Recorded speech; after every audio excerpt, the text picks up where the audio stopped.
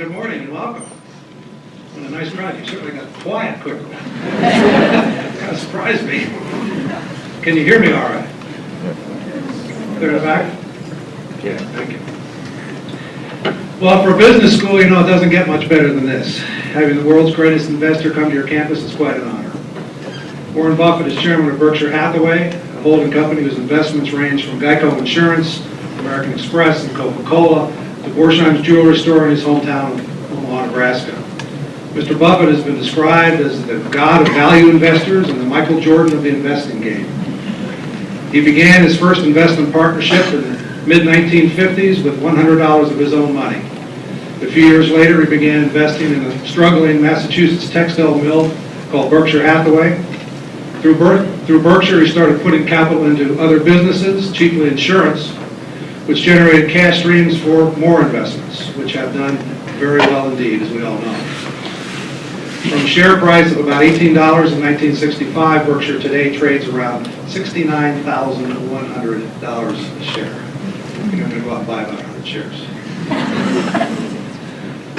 Over time, the company's annualized performance is more than double that of S&P 500, and Berkshire today is worth more than $100 billion. But Mr. Buffett is known as much for his unpretentious style as for his lofty success.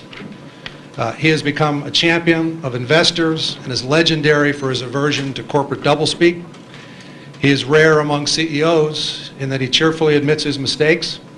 3 years ago, he wrote in his annual report that Berkshire would have done better if he'd simply had gone to the movies. There weren't very many years like that since 1965, believe me. Berkshire was proudly, even defiantly absent from the dot-com hysteria of the last few years. And now that the bubble has burst, as we all know, it's Warren Buffett who's having the last laugh. In his most recent letter to shareholders, he wrote, quote, "We have embraced the 21st century by entering such cutting-edge industries as brick, carpet, insulation, and paint. Try to control your excitement," unquote. You know, and personally, from reading his letters, I mean, it's just a joy. It's a business lesson in itself. I would encourage you, whenever you get an opportunity, to take one aside and read it carefully. You'll learn a tremendous amount. His wisdom and insights are so valued that some investors buy a share of Berkshire stock just so they can hear him at his legendary annual meeting, or as he calls it, Woodstock for capitalists. He doesn't make speaking appearances often, and we are extremely fortunate to have him with us today. Earl Leonard of Coca-Cola and our distinguished executive in residence had a lot to do with that, Earl, and we're deeply indebted to you for helping to arrange this. Thank you very much. Our format today will be primarily questions and answers. Mr. Buffett will make some brief remarks at the beginning, and then we'll move into your phase. We will have a microphone set up over here. We would like you to come around. We're videotaping, so we'd like you to use the microphone, please. So go ahead and begin to line up over there to ask your questions. So would you please give a very warm welcome to the Oracle of Omaha, Warren Buffett.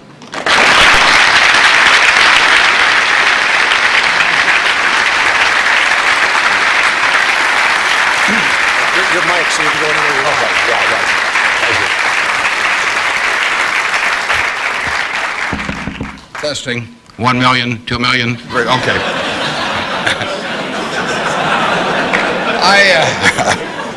I came in from Nebraska today, and you're probably all familiar with us, mainly by our football team. We have those fellows with the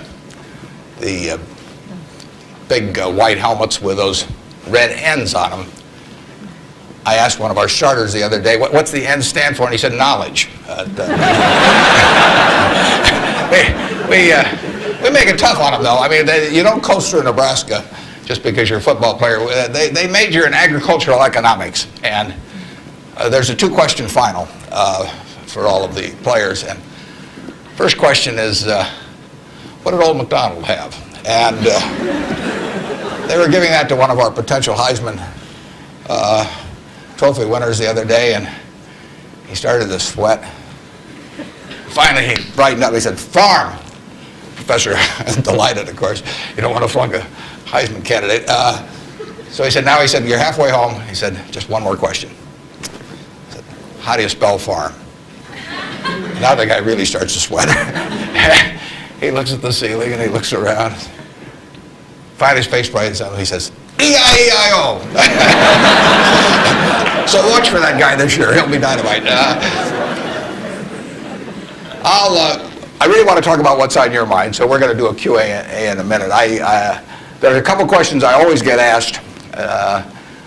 People always say, well, who should I go to work for when I get out? And I've got a very simple answer. We may elaborate more on this as we go along, but the real thing to do is to get going and for some institution or individual that you admire. I mean, it's crazy to take in between jobs just because they look good on your resume or because you get a little higher starting pay. I was up at Harvard a while back, and a very nice young guy picked me up at the airport, Harvard Business School attendee, and he said, look, I went to undergrad here, and then I worked for X and Y and Z, and now I've come here. And he said, I thought it would really round up my resume perfectly if I went to work now for a big management consulting firm. And I said, well, is that what you want to do? And he said, no, but he said, that's the perfect resume. And I said, well, when are you going to start doing what you like? And he said, well, I'll get to that someday. And I said, well, your plan sounds to me a lot like saving up sex for your old age. It just doesn't make a lot of sense. I told that same group, I said, go to work for whomever you admire the most. And I said, you can't get a bad result. You'll jump out of bed in the morning and you'll be having fun. And the dean called me up a couple of weeks later. He said, what'd you tell those kids? He said, they're all becoming self-employed. So you've got to temper that advice a little bit. Play one game a little bit with me for just a minute, and then we'll get to your questions. I'd like for the moment to have you, have you pretend I've made you a great offer, and I've told you that you could pick any one of your classmates, and you now know each other probably pretty well after being here for a while. You'd have 24 hours to think it over, and you can pick any one of your classmates, and you get 10% of their earnings for the rest of their lives. And I ask you, what goes through your mind in determining which one of those you would pick? You can't pick the one with the richest father. That doesn't count. I mean, you've got to do this on merit. But you probably wouldn't pick the person that gets the highest grades in the class. I mean, there's nothing wrong with getting the highest grades in the class, but that isn't going to be the quality that sets apart a big winner from the rest of the pack. Think about who you would pick and why. And I think you'll find when you get through, you'll pick some individual. You've all got the ability. You wouldn't be here otherwise. You've all got the energy. I mean, you've got, the initiative is here. The intelligence is here throughout the class. But some of you are going to be bigger winners than others. And it gets down to a bunch of qualities that, interestingly enough, are self-made. I mean, it's not how tall you are. It's not whether you can kick a football 60 yards. It's not whether you can run the 100-yard dash in 10 seconds. It's not whether you're the best-looking person in the room. It's a whole bunch of qualities that really come out of Ben Franklin or the Boy Scout code or whatever it may be. I mean, it's integrity, it's honesty, it's generosity, it's being willing to do more than your share. It's just all those qualities that are self-selected. And then if you look on the other side of the ledger, because there's always a catch to these, free gifts and genie jokes. So you also have to, and this is the fun part, you also have to sell short one of your classmates and pay 10% of what they do. So who do you think is going to do the worst in the class? This is way more fun. And think about it again. And again, it isn't the person with the lowest grades or anything of the sort. It's the person who just doesn't shape up in the character department. I mean, we look for three things when we hire people. We look for intelligence, we look for initiative or energy, and we look for integrity.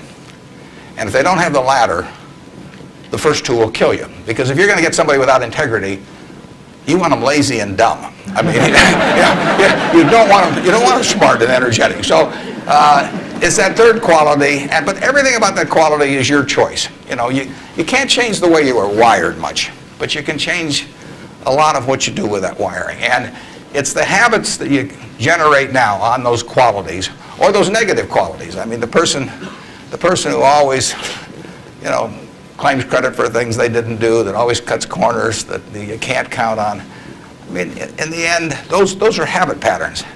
And the time to form the right habits is when you're your age. I mean, it doesn't do me much good to get golf lessons now. If I'd gotten golf lessons when I was your age, I might be a decent golfer. But someone once said the chains of habit are too light to be felt until they're too heavy to be broken. And I see that all the time. I see people with habit patterns that are self-destructive when they're 50 or 60, and they really can't change them. They're imprisoned by that. But you're not imprisoned by anything. So when you write down the qualities of that person that you'd like to buy 10% of, look at that list and ask yourself, is there anything on that list I couldn't do? And the answer is there won't be. And when you look at the person you sell short and you look at those qualities that you don't like, if you see any of those in yourself, egotism, whatever it may be, selfishness, you can get rid of that. I mean, that is not ordained. And if you follow that, and Ben Franklin did this, and my old boss Ben Graham did this at early ages in their young teens. Ben Graham looked around and he said, who do I admire? And he wanted to be admired himself, and he said, why do I admire these other people? And he said, if I admire them for these reasons, maybe other people will admire me if I behave in a similar manner. And he decided what kind of a person he wanted to be. And if you follow that, at the end, you'll be the person you want to buy 10% of. I mean, that's the goal in the end.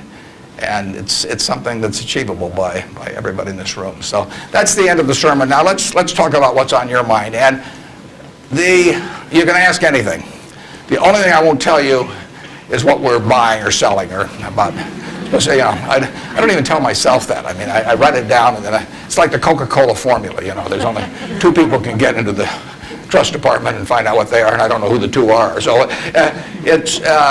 we don't talk about what we're buying or selling, but anything else is fair game. Personal, business, anything you'd like to talk about. And actually, the tougher the questions are, the more interesting it is for me. So don't spare my feelings. I mean, just throw at my head.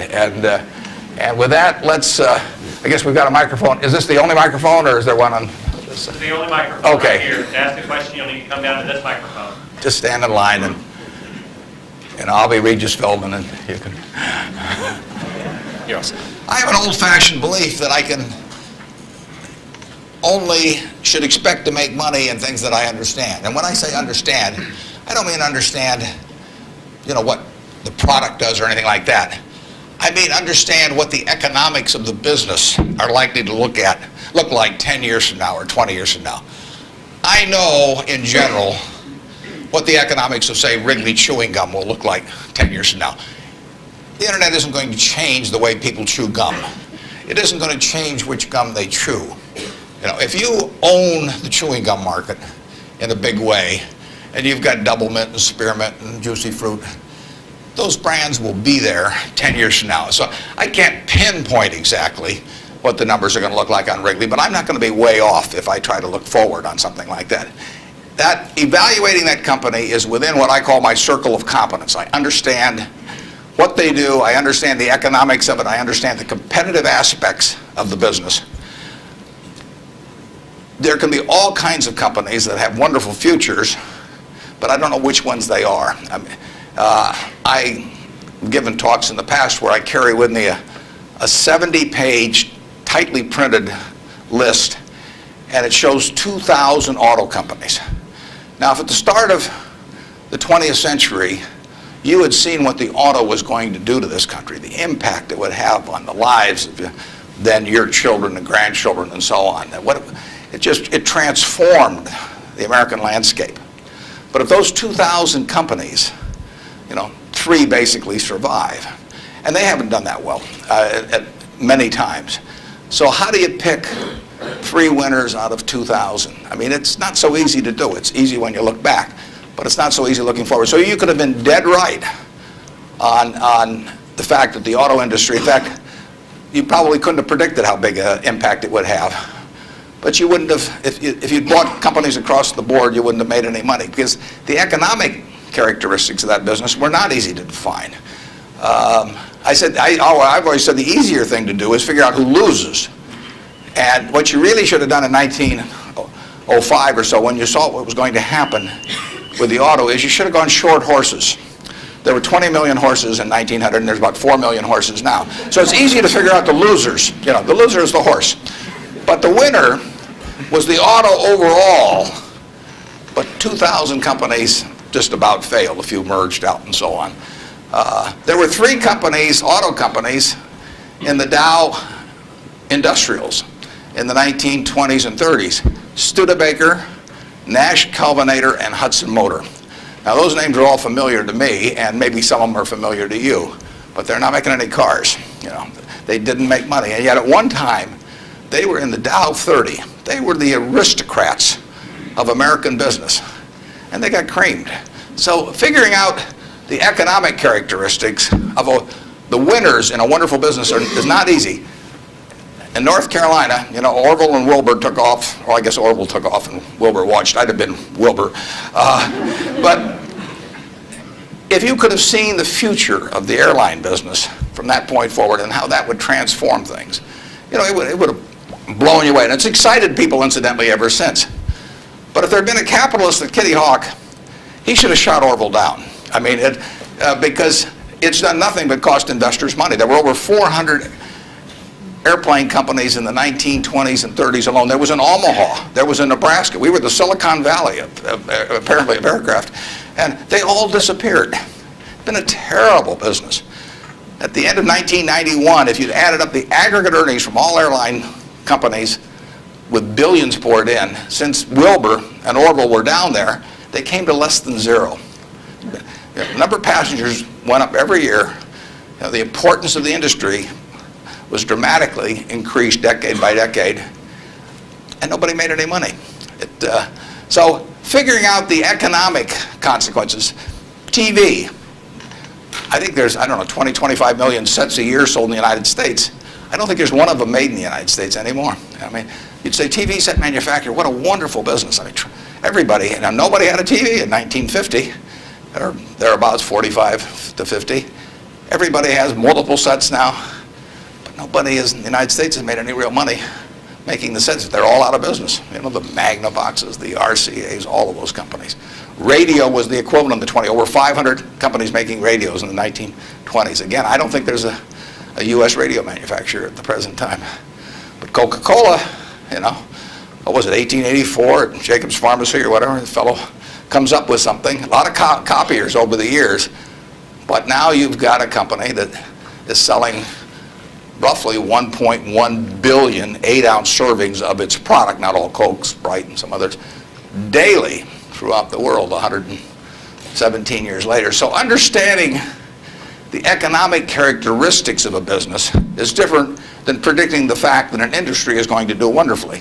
And so when I look at the internet businesses, or I look at tech businesses, I say this is a marvelous thing, and I love to play around on the computer, and now I order my books from Amazon and all kinds of things, but I don't know who's going to win. And unless I know who's going to win, I'm not interested in investing. I'll just play around on the computer. And defining your circle of competence is the most important aspect of investing. It's not how important, how large your circle is. You don't have to be an expert on everything. But knowing where the perimeter of that circle of what you know and what you don't know is, and staying inside of it, is all important. Tom Watson Sr., who started IBM, said in his book, he said, I'm no genius, he said, but I'm smart in spots, and I stay around those spots. And you know, that is the key. So if I understand a few things, and I stick in that arena, I'll do okay. And if I don't understand something, but I get all excited about it because my neighbors are talking about it, the stocks are going up and everything, I start fooling around someplace else, eventually I'll get creamed, and I should. So now let's go over here. Hello, Mr. Buffett. I got 2 short questions. One is, how do you find intrinsic value in a company? Well, intrinsic value is what is the number that if you were all-knowing about the future and could predict all the cash that a business would give you between now and Judgment Day, discounted at the proper discount rate, that number is what the intrinsic value of a business is. In other words, the only reason for making an investment and laying out money now is to get more money later on, right? That's what investing is all about. Now, when you look at a stock, when you look at a bond, assuming it's the United States government bond, it's very easy to tell how much you're going to get back. It says it right on the bond. It says when you get the interest payments, it says when you get the principal. So it's very easy to figure out the value of a bond. It can change tomorrow if interest rates change, but the cash flows are printed on the bond. The cash flows aren't printed on a stock certificate. That's the job of the analyst, is to print out, change that stock certificate, which represents an interest in the business, and change that into a bond and say, this is what I think it's going to pay out in the future. When we buy, some new machine for Shaw to make carpet, that's what we're thinking about, obviously, and you all learn that in business school. But it's the same thing for a big business. If you buy Coca-Cola today, the company is selling for about $110 to $15 billion in the market. The question is, if you had 110 or 15 billion, you wouldn't be listening to me, but I'd be listening to you incidentally. But the question is, would you lay it out today to get what the Coca-Cola company is going to deliver to you over the next 200 or 300 years? The discount rate doesn't make much difference as you get further out. And that is a question of how much cash they're going to give you. It isn't a question of, it isn't a question of how many analysts are going to recommend it, or what the volume in the stock is, or what the chart looks like, or anything. It's a question of how much cash it's going to give you. That's the only reason. It's true if you're buying a farm. It's true if you're buying an apartment house. Any financial asset, oil in the ground, you're laying out cash now to get more cash back later on. And the question is how much are you going to get, when are you going to get it, and how sure are you? And when I calculate intrinsic value of a business, when we buy businesses, and whether we're buying all of a business or a little piece of a business, I always think we're buying the whole business, because that's my approach to it. I look at it and say, what will come out of this business and when? And what you really like, of course, is them to be able to use the money they earn and earn higher returns on it as you go along. I mean, Berkshire has never distributed anything to its shareholders, but its ability to distribute goes up as the value of the businesses we own increases. We can compound it internally, but the real question is, Berkshire selling for, we'll say, 105 or so billion now. What can we distribute from that 100? If you're going to buy the whole company for 105 billion now, can we distribute enough cash to you soon enough to make it sensible at present interest rates to lay out that cash now? And that's what it gets down to. And if you can't answer that question, you can't buy the stock. You can gamble in the stock if you want to, or your neighbors can buy it. But if you don't answer that question, and I can't answer that for internet companies, for example. There are a lot of companies, there are all kinds of companies I can't answer it for, but I just stay away from those. Number two. So you got formulas involved in finding intrinsic values on certain companies. I mean, you've got a mathematical system set up. Discounted present value of future cash, yeah. Okay. Second short question is, why haven't you written down your set of formulas or your strategies in written form so you can share it with everyone else? Well, I think I actually have written about that. If you read the annual reports over the recent years, in fact, the most recent annual report, I use what I've just been talking about. I use the illustration of Aesop. Because here Aesop was in 600 BC. Smart man, wasn't smart enough to know it was 600 BC, though. I mean, would take a little foresight. But Aesop, in between tortoises and hares and all these other things, he found time to write about, birds. And he said, a bird in the hand is worth two in the bush. Now, that isn't quite complete, because the question is, how sure are you that there are two in the bush? And how long do you have to wait to get them out? Now, he probably knew that, but he just didn't have time because he had all these other proverbs to write and had to get on with it. But he was halfway there in 600 BC. That's all there is to investing, is how many birds are in the bush, when are you going to get them out, and how sure are you? Now, if interest rates are 15%, roughly, you've got to get two birds out of the bush in 5 years to equal the bird in the hand. But if interest rates are 3%, and you can get two birds out in 20 years, it still makes sense to give up the bird in the hand, because it all gets back to discounting against an interest rate. Problem is, often you don't know, not only how many birds are in the bush, but in the case of the internet companies, there weren't any birds in the bush. But but they still take the bird that you give them from the hand. But I actually have written about this sort of thing, and stealing heavily from Aesop, who wrote it some 2,600 years ago, but I've been behind on my reading. Yeah. Good morning. I know you're famed for your success, but I was curious if there were any particular moments in your life that, or mistakes or failures that you've made that were particularly memorable, what you may have learned from them, and if you had any particular advice for the students here in dealing with discouraging circumstances. Yeah, I've made a lot of mistakes. Biggest mistake, well, not the biggest, necessarily the biggest, but buying Berkshire Hathaway itself was a mistake, because Berkshire was a lousy textile business, and I bought it very cheap. I'd been taught by Ben Graham to buy things on a quantitative basis. Look around for things that are cheap. And that I was taught that, we'll say in 1949 or 50. It made a big impression on me. So I went around looking for what I call used cigar butts of stocks. And the cigar butt approach to buying stocks is that you walk down the street and you're looking around for cigar butts, and you find this on the street, this terrible looking, soggy, ugly looking cigar, one puff left in it. But you pick it up and you get your one puff. Disgusting, you throw it away, but it's free. I mean, it's cheap. And then you look around for another soggy, one puff cigarette. Well, that's what I did for years.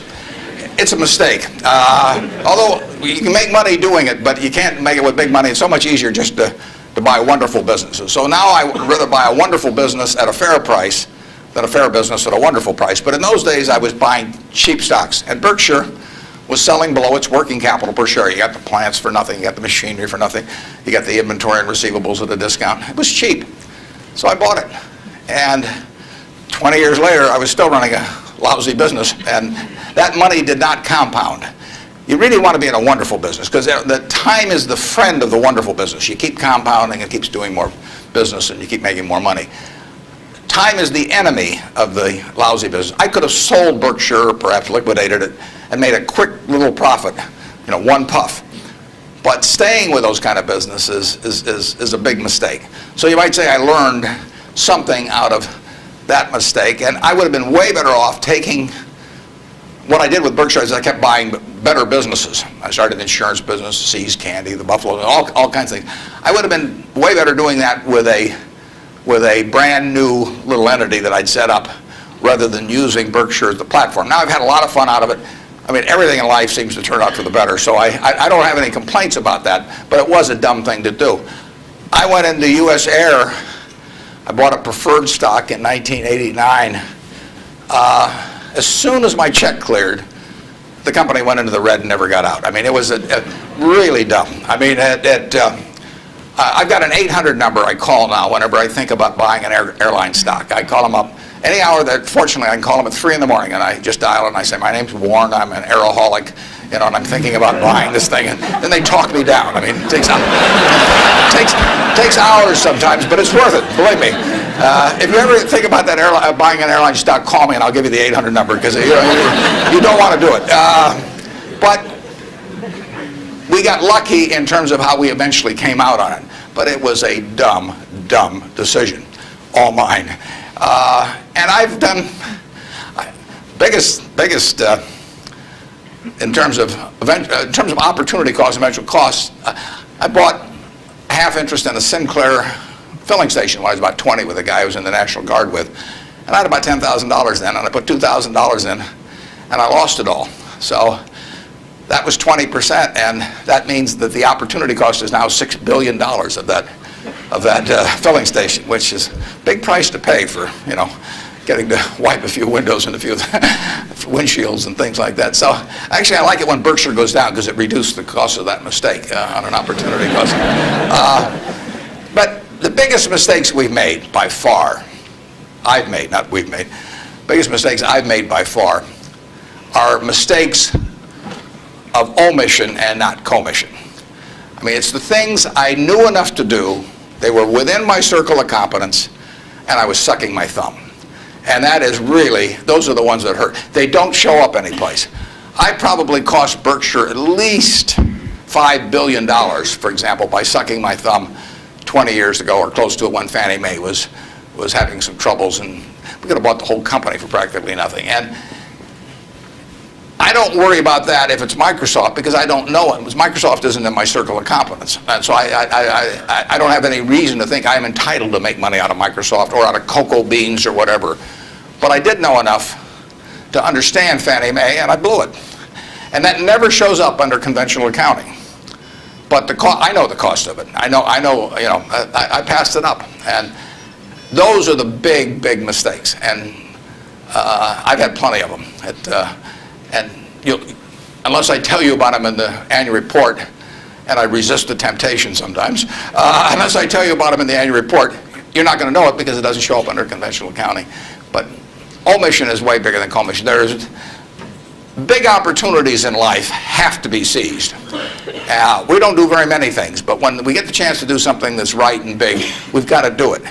And even to do it in a small scale is just as big a mistake almost as not doing it at all. I mean, you've really got to grab them when they come, because you're not going to get 500 great opportunities.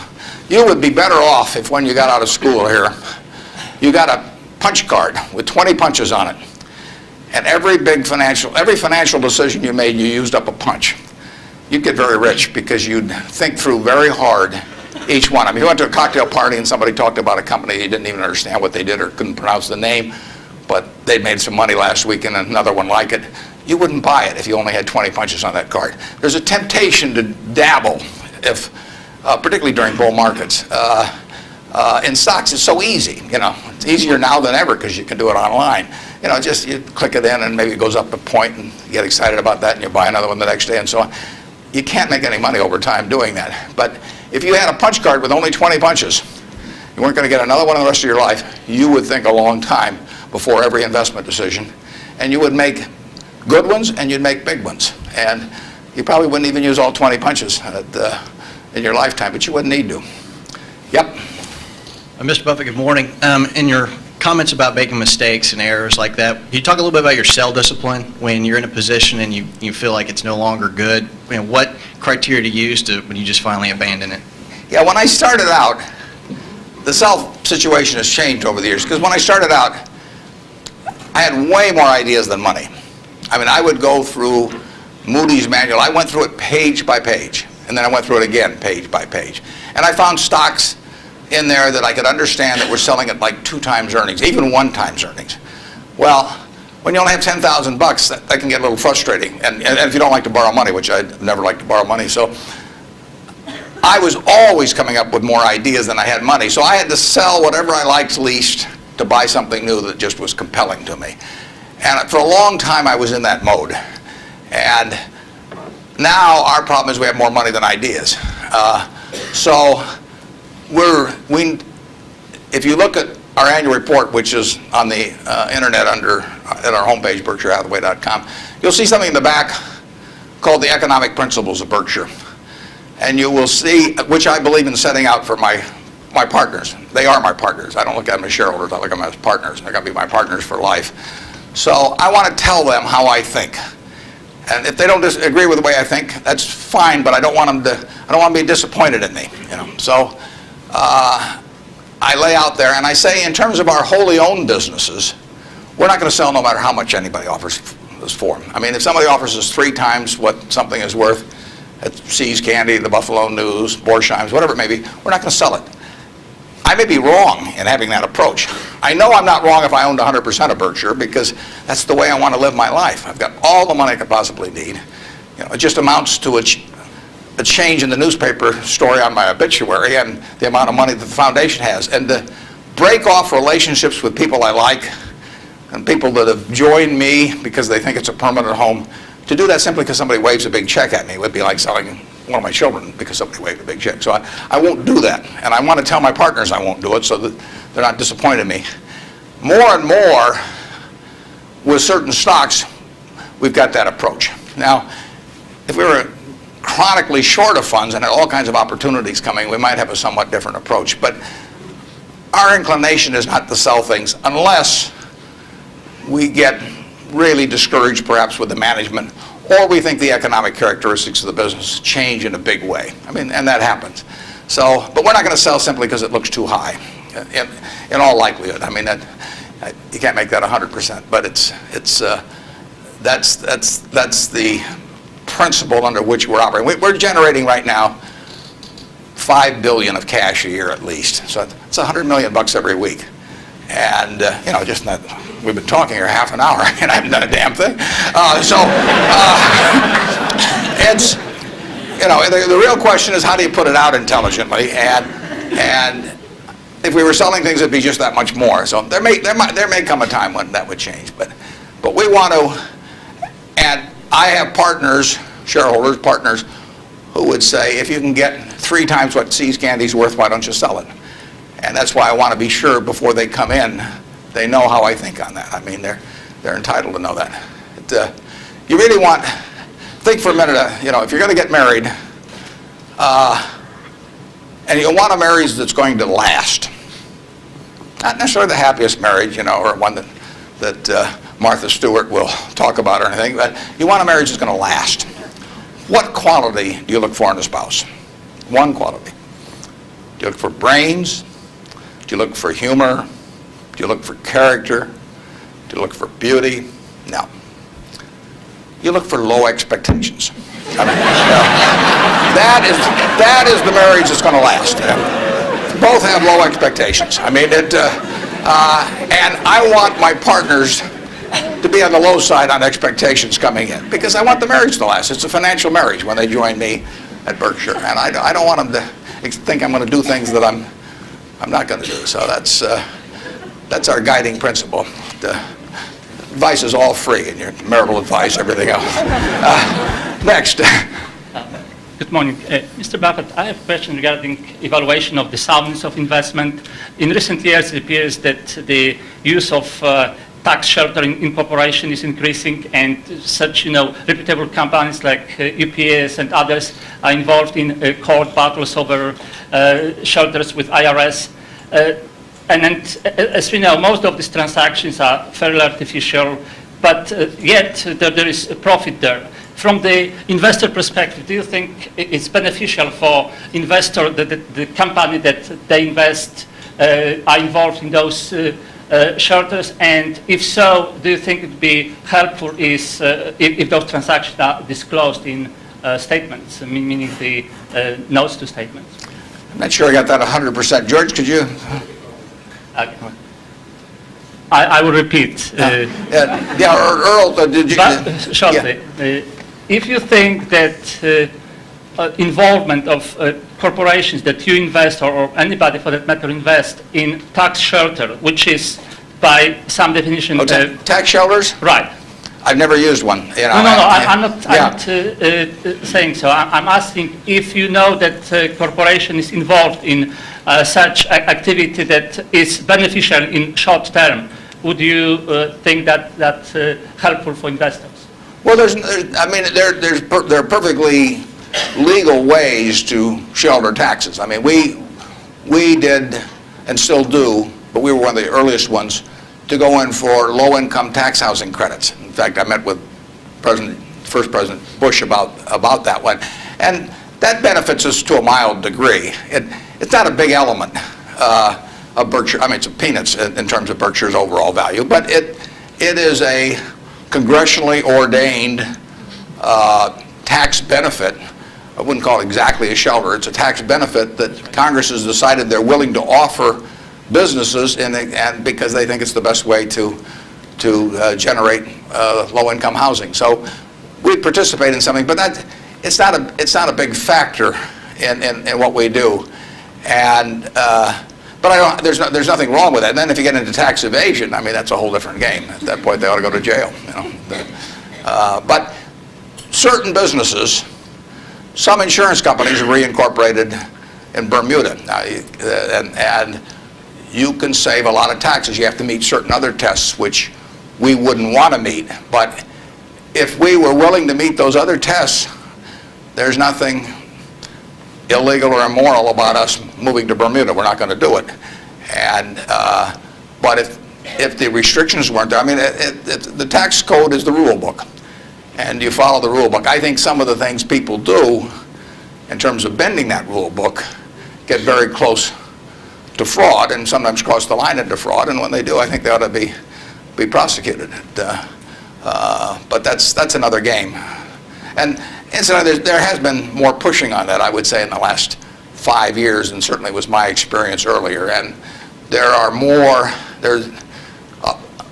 I think now it's diminished in the last year or two, but a couple years ago there was some very aggressive marketing by some of the auditing firms, and of these, even with percentage shares of the gain to be paid to the auditors. And I think that those things got fairly dubious, and particularly when they shopped for legal opinions, so that if you got caught doing these things, you can say, well, I was relying on this legal opinion, and therefore I shouldn't go to jail, but just pay the back taxes. So I don't know of anything we're associated with that has done that, but obviously if they push too far, we don't want to be there. Thank you. Yep. I was curious, with the large number of people you now have with tremendous amounts of wealth, what do you think of the current state of philanthropy? Well, I'll be out this week. Actually, I'm going to a Coca-Cola meeting, and I'm flying out to Seattle and talking to the United Way group out there. Seattle United Way raises more per capita, I believe, than any United Way in the country. And Bill Gates will be there. We're talking jointly. His mother was very active in United Way. But Bill is going to give away over $1 billion a year. And a lot more later on, but right now $1 billion. And it's very interesting. I mean, he is very rational about it, and he's very informed. In fact, he got somebody, I think his primary advisor in the medical field is a fellow who was with the CDC in Atlanta. And Bill reads 15 books a month on this. I mean, he can just absorb it. I wouldn't be able to get it that fast. But he just says with $1 billion, he wants to save as many lives per year as he can. So that's his objective. It's just as much a metric of his foundation as some other metric, return on capital, might be for a business. And he says, I'm going to spend $1 billion a year. How many lives can be saved for that? So he's gotten very heavily into vaccines and AIDS in Africa, a number of things. It's very rational. I personally think all of my 99-point-something% of my net worth will go to a foundation after the latter of my wife and I die. I mean, it's all going to go to a foundation. As far as I'm concerned, I got it from society. It's going to go to society. I've written a letter to my trustees, and I've got very few trustees. If you got a whole bunch of trustees, in my view, they just homogenize themselves down to sort of a lowest common denominator, because you get 30 people in a room, and prestigious people, but they'll all have their particular alma mater, and they'll all have their particular hospital, and it'll become a big trade-off game. It'll be a little like Congress. So I have very few people, and I don't give them anything specific, because I tell them their judgment above ground will be better than my instructions from 6 feet underground. So I don't like to think that, but it's true. So I tell them, look, the society are the ones that don't have a natural funding constituency or are just damned intractable and very difficult to solve. So I tell them I am not going to haunt them at all if they spend big money on some terribly important problem and they fail, because they're taking on tough problems. When I buy businesses, I'm buying easy businesses. But the reason the big problems of society are big problems is that they're damn tough to solve. So they're swinging at bad pitches. I'm swinging at easy pitches in business, but they have to swing at bad pitches. But I tell them I want them to try and do it. And if they fail, it doesn't bother me at all. I tell them if they give $1 million here and $1 million there and $1 million there, they're not going to sleep, because I'm going to be haunting them. I'm going to come back every night. I do not want the eyedropper approach used to philanthropy. But I want them to use their judgment to look at important problems that do not have a natural funding constituency. If the government's going to fund it, fine. I mean, they should be funding important problems, but we won't need to do it. The role of private philanthropy, in my opinion, is to fund things that don't have the natural constituency, and that's what Bill's doing. There aren't a bunch of people around that you can make an emotional appeal to make vaccines available to millions and millions of kids around the world. It doesn't tug at anybody's heartstrings. You can't name buildings after them. I mean, it just isn't the sort of thing that you can raise money for on an emotional basis. And there's nothing wrong with raising money on an emotional basis. But that is a problem that won't get solved by a funding constituent that's responding to that. But Bill is responding to what in his mind is the important thing, which is saving lives, and he doesn't care whether he gets his name on a building, or whether anything happens, or whether anybody knows about it. I mean, he gets publicity just because of the scale he's on, but he doesn't care about that, I can promise you that. So that's my philosophy, is that I got this money not because I'm a superior human being, not because I've done more for society than other people. I was wired the right way to be dropped into the United States at this particular time. I mean, it's a huge capitalistic society, and I'm wired, no credit to me, but I just was born that way, so that I'm better at asset allocation than other people to some degree. Just like other people are better at all kinds of other things. And I was with two teachers out at Sun Valley that are doing more for society than I am, and this market system does nothing for them. Market system does all kinds of things for me. Gates says if I'd been born 5,000 years ago, I'd have been some animal's lunch, because I can't run very fast, and I can't climb trees. I mean, and I could tell that animal was chasing me, wait till you see how I could allocate assets, But it wouldn't have made any difference. So here I am, I'm born now, just very, very lucky. And the odds when I was born in 1930, the odds were 50 to 1 against me being born in the United States. That's a terrible set of odds to face. And yet I was dropped down here, And if I'd been dropped down in Peru or someplace or China, I mean, I wouldn't have had a chance. So society is what does it for you. And it should go back, in my view, it should go back to society. If you've been lucky enough to be dropped into a society where your particular wiring pays off big, that's just luck. And there's nothing wrong with being lucky. I don't feel guilty about it or anything else, but I also don't feel that, I feel I have a lot of fun doing what I do, but I feel the money should go back into society, and it should go back as intelligently as it can. And the best way to do it intelligently is to have high-grade and intelligent people administering it at the time. And you don't know the problems that are going to be out there 10 years from now, or 20 years from now, or 30 years from now. But I do know if I've got a small number of high-grade, smart people, and high-grade is more important. If you gave me 20 extra points of IQ, but cheated a little on the high grade, I wouldn't take it, because they got to be. There's so many chances to do things in a petty way, or to try to. I mean, people get subverted in their own minds to their own interests rather than the interests of the institution. So I really want super high-grade people doing it, and I've got them. And I think the money might do a lot of good, it may do no good, but it'll be operating in fields where if it does some good, that good probably wouldn't have been done otherwise. Yep. I was just wondering, there's a lot of differences between the recent boom and bust in the stock market and the one in the 1920s. But there's also a lot of similarities, and those similarities are allowing people to draw the conclusion that stock prices will be depressed for some time to come. Where do you disagree and agree with that conclusion? Well, the whole century is quite interesting. If you take the 20th century, it was an unbelievable century for the United States. The GDP per capita, and that's the way to think of it, as per capita. Sometimes they talk about our GDP versus Europe's, but if their population's the same every year and ours goes up 1%, you've got to, in the end, you got to have a divisor as well as a numerator. And so GDP per capita in the 20th century in the United States went up 610%. Actually, qualitatively, it went up far more than that, because you can't really measure certain things in medicine or whatever it may be, and improvements. But just on a quantitative basis, it went up every single decade, including the decade of the 30s. So here you had 100 years when basically the U.S. citizenry was improving their lot decade by decade by decade. The 30s, it was up 13%. Best decade was World War II. The 40s, it's up 36%. The worst decade was the First World War. So you get sometimes you can get in trouble on analogies. But in any event, it was a huge period. Interestingly enough, there were 6 big periods in there for the stock market in both directions. There were 3 big bull markets. From 1900 to 1921, the Dow went from 66 to 71, less than a 10% move in 20 years, less than 0.5% a year. You got dividends too, but 0.5%. So it didn't move.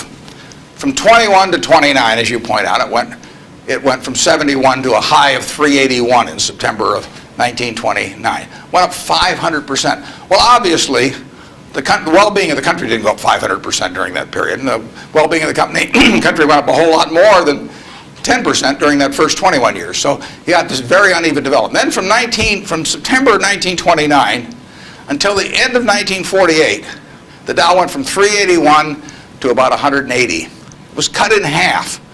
And that was 18 long years.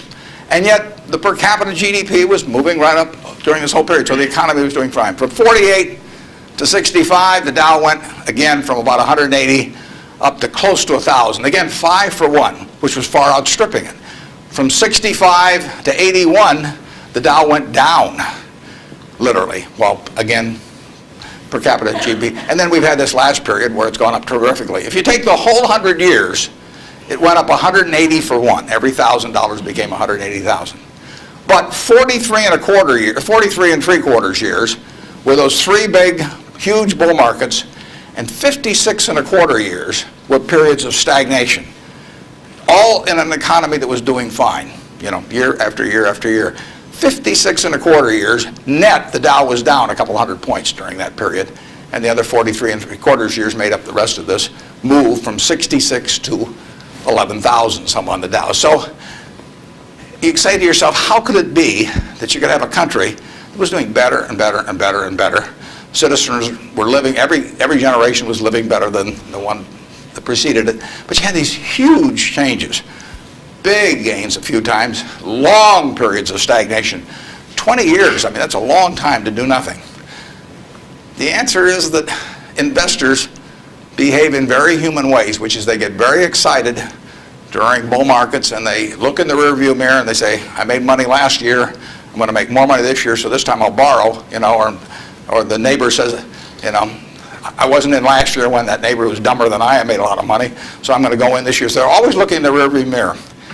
And when they look in the rearview mirror and they see a lot of money having been made in the last few years, they plow in and they just push and push and push on prices. And when they look in the rearview mirror and they see no money having been made, they just say this is a lousy place to be. So they don't care what's going on in the underlying business. And it's astounding, but that makes for huge opportunity, just huge opportunity. I mean, I've lived through roughly half, in an investing sense, about half that period. And I've had that long period of stagnation from 65 to 82, 17 years. I wrote an article for Forbes in 1979. I just said, how can this be? Pension funds in 1970 put 100 and some % of their new money in stock because they were wild about stocks. Then they got a lot cheaper and they put a record low in, 9% of their net new money in 1978 when stocks were way cheaper. People behave very peculiarly in terms of the reactions because they're human beings and they get excited when others get excited, they get greedy when others get greedy, they get fearful when others get fearful, and they'll continue to do so. And you will see things you won't believe in your lifetime and securities markets. And the country will do very well over time, but you will see these huge waves. And if you can stay objective throughout that, if you can detach yourself temperamentally from the crowd, you get very rich. And you won't have to be very bright. I mean, I'm sure you are, but it doesn't take brains. It takes temperament. It takes the ability to sit there and look at something. When I started out in 1950, I would go through and find things at 2 times earnings, and they were perfectly decent businesses, and people wanted jobs at those companies, and everybody knew they were going to be around, and they wouldn't buy them at 2 times earnings, and that's when interest rates were 2.5%. I started selling securities when I was 21, and a Kansas City life insurance company happened to be a fairly prominent company in Omaha, and the policies they sold you, if you were buying life insurance from them, had a built-in assumption of 2% interest. The stock of Kansas City Life was selling at less than 3 times earnings. You were getting 35% if you bought the stock. No question about the soundness of the company.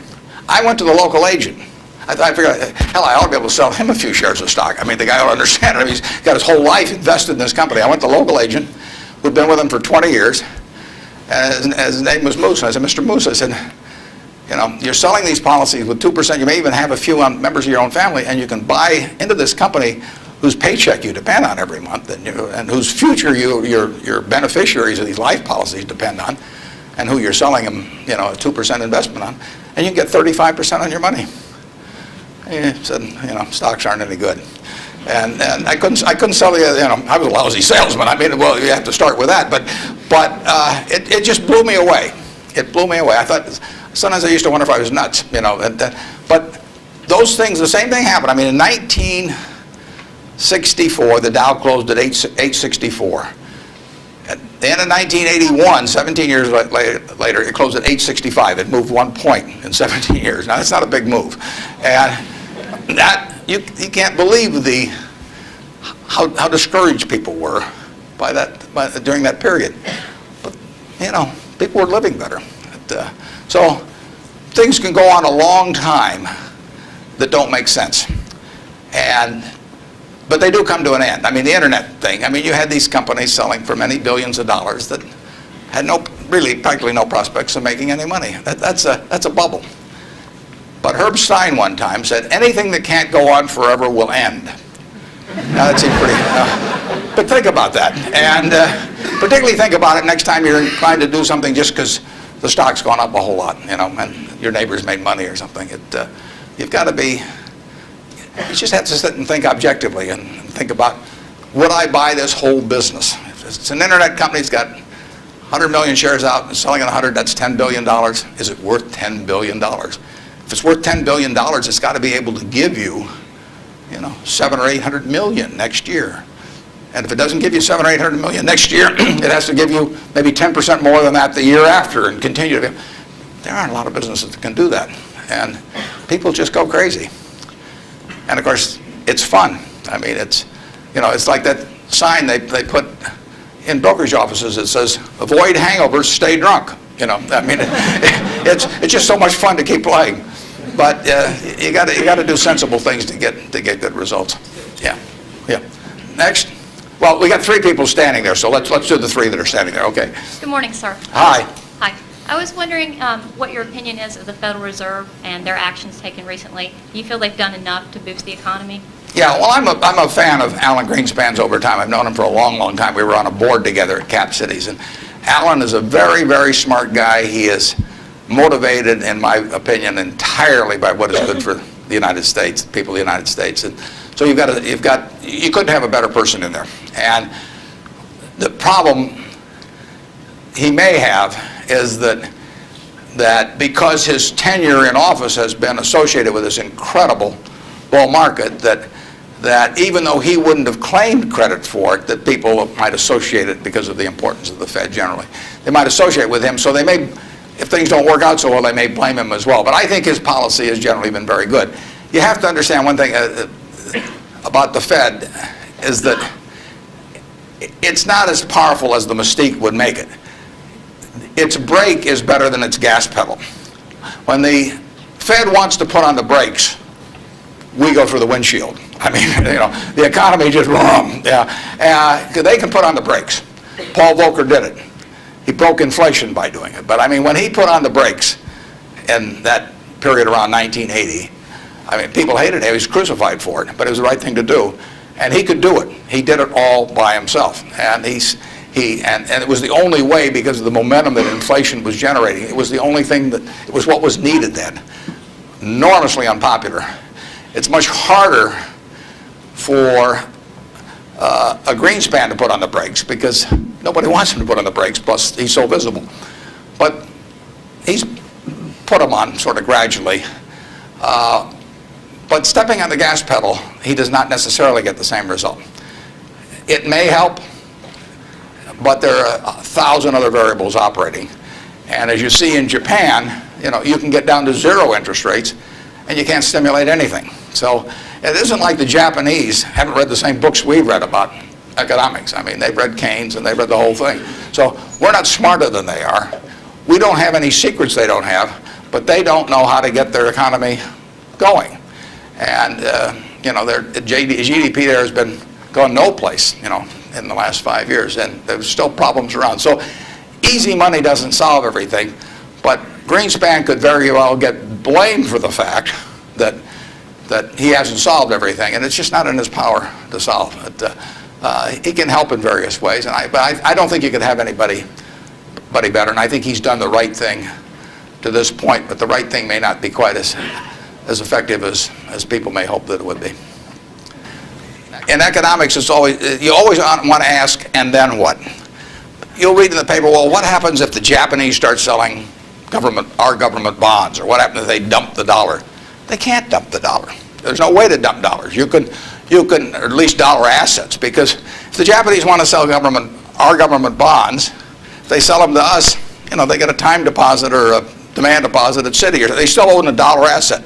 If they sell them to the French, they may get some assets from the French, but now the French have it. I mean, the only way you can reduce foreign investment in the United States is to change it around so they're consuming more than we're consuming from them. I mean, when we buy a television set from Japan, if we buy more television sets from them than they buy equivalent consumables from us, the exchange, what balances things is we give them some investment type asset, whether it's cash or a U.S. government bond or our stocks or our movie studios or our real estate or different things.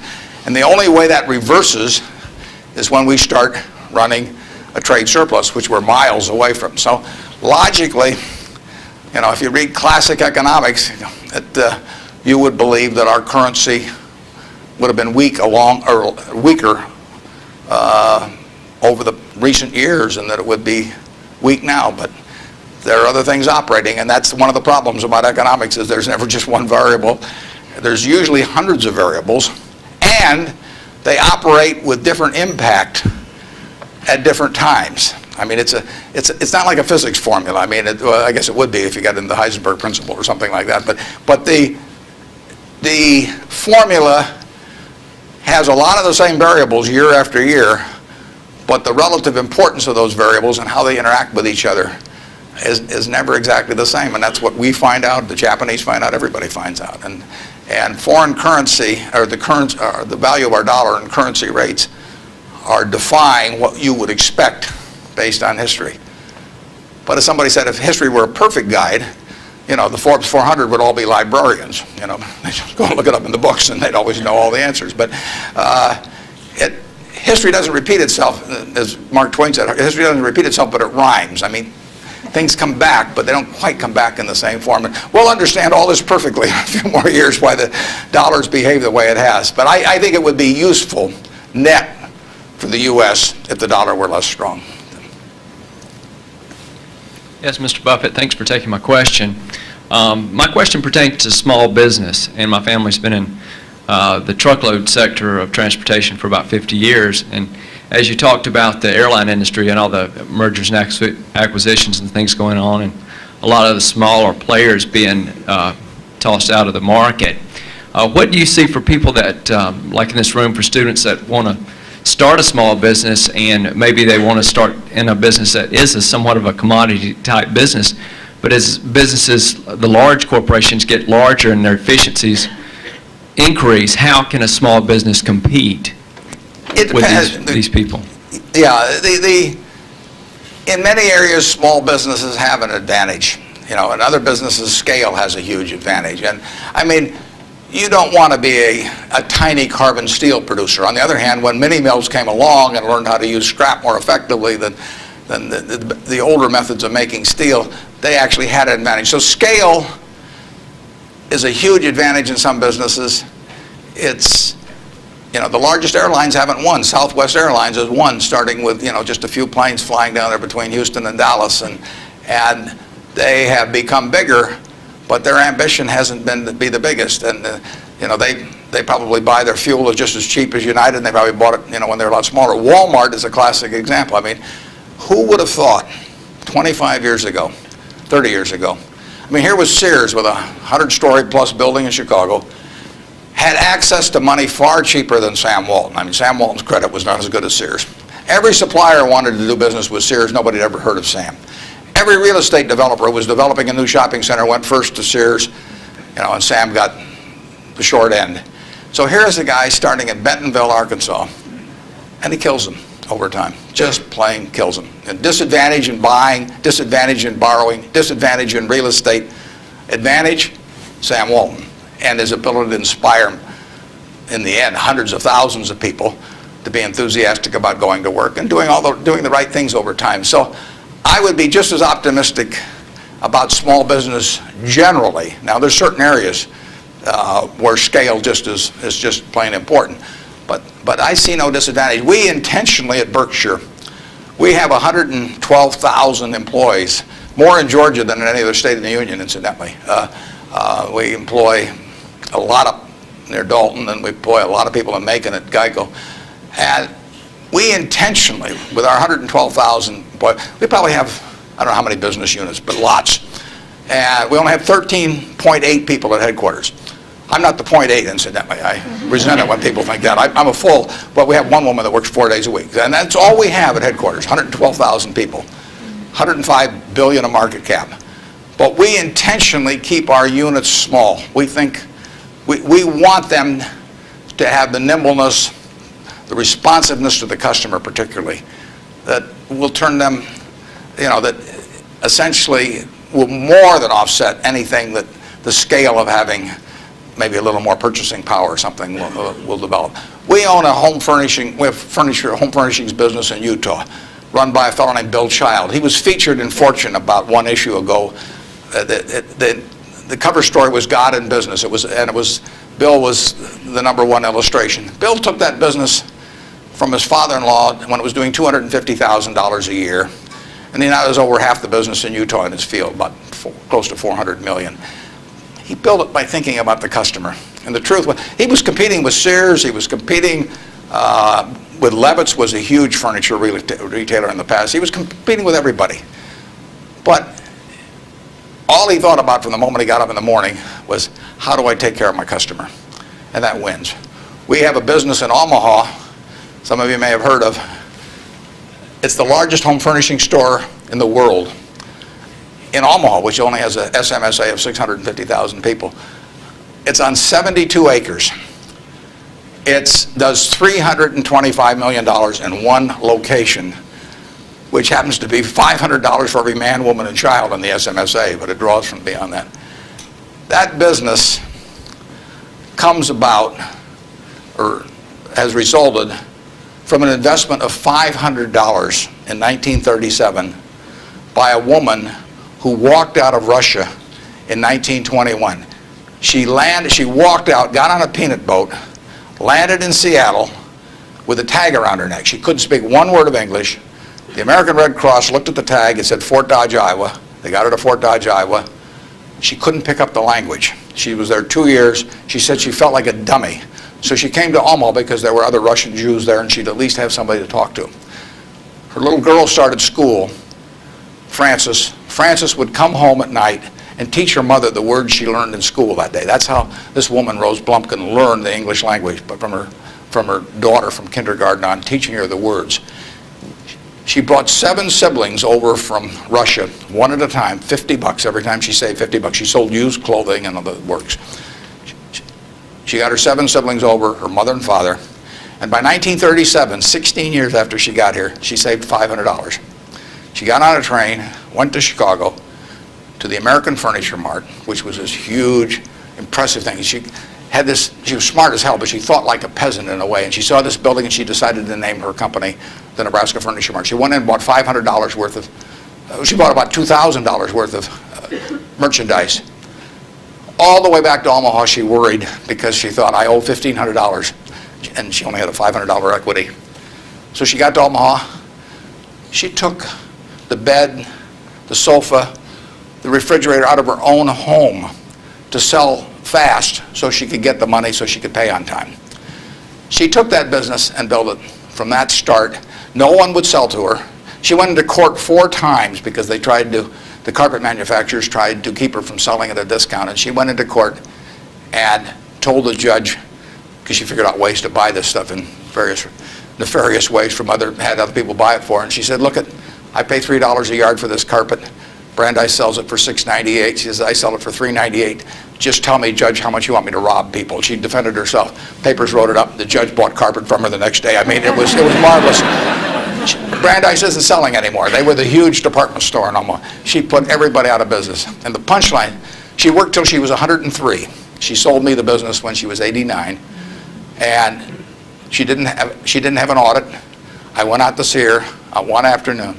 I took a check out with me because I knew she wanted to do something. And I said, Mrs. B, here's the money. I said, I don't need an audit. Just tell me whether you owe any money. She said, I've never owed any money since I owed those guys back in 1937. And she said, it's all free and clear. She'd never seen a balance sheet. She didn't know what accounting terms meant, but she understood the nature of the business. And I told her, I said, I'd rather have your word, than an audit from every one of the big 6 or big 8 or whatever there were, the number at the time of the top auditing firms. And she worked till she was 103. She died at 104. She had 3 siblings at her funeral. I mean, those are some genes. Her son works there now. He's 82 or 3, and the 3 sisters are all alive. But the punchline is, she couldn't read or write. This woman could not read or write. If you told her this room was 68 feet by 43, she would tell you how many square yards it was like that. She never went to school a day in her life. She would tell you how much that was at 5.98 a yard. She'd add the tax. She'd knock off something because she liked your looks. And that would be it. And that is that you can't beat that, and you can't replicate that at General Motors. You can't institutionalize that. The person who brings that kind of drive to a business and does it day after day and thinks about their customer, and that's all she did. She raised 4 kids in the process too, but you can't. It can't miss. And no, you don't have to worry if you're an entrepreneur. In most fields, there are some fields where you can't do it because there are scale aspects to it. But in most fields, you'll kill people. Bob Shaw did that with Shaw. Nobody ever heard of Shaw in carpet 30 years ago, and he's got 40% of the carpet business in the country.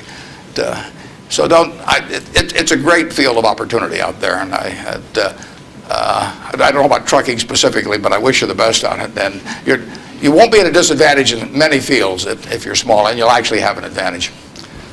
George, thank you.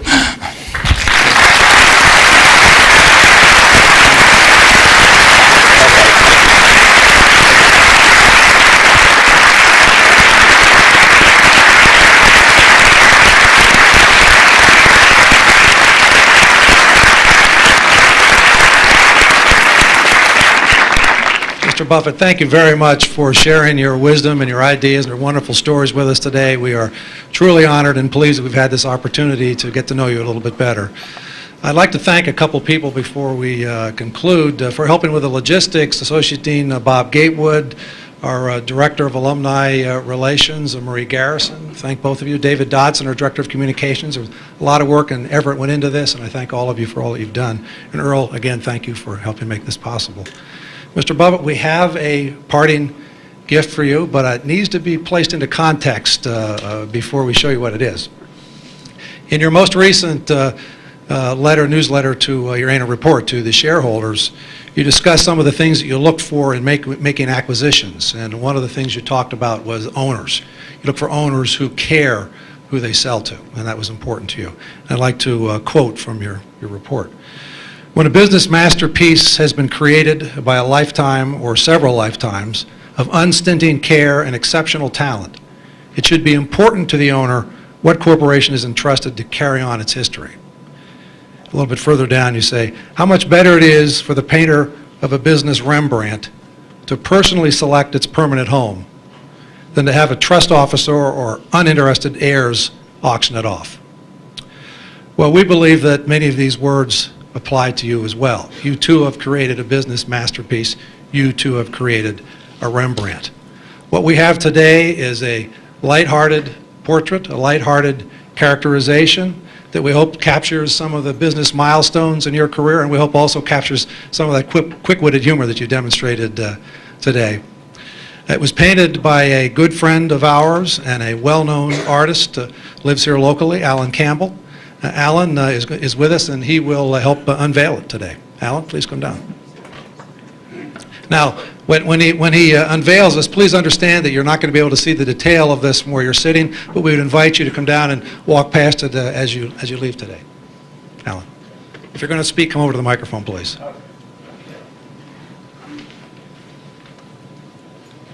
Thank you, and Mr. Buffett, I hope you'll maintain your sense of humor, which appealed to me greatly when reading your corporate report, and this is going to be a test of that famous humor. But it's intended to be a portrait both of you and of your company and of your values. And when Marie Garrison, my girlfriend, the alumni director here, told me you were coming, and I read the comments about the Rembrandts and lying on your back and feeling like you could lie on your back and paint the ceiling every day at Berkshire, you basically opened the door with your own words. So, and just on an aside, my brother's one of your pilots for Executive Jet. So. The one thing that's not included is a reference to the jewelry company, so you've been spared the jewelry.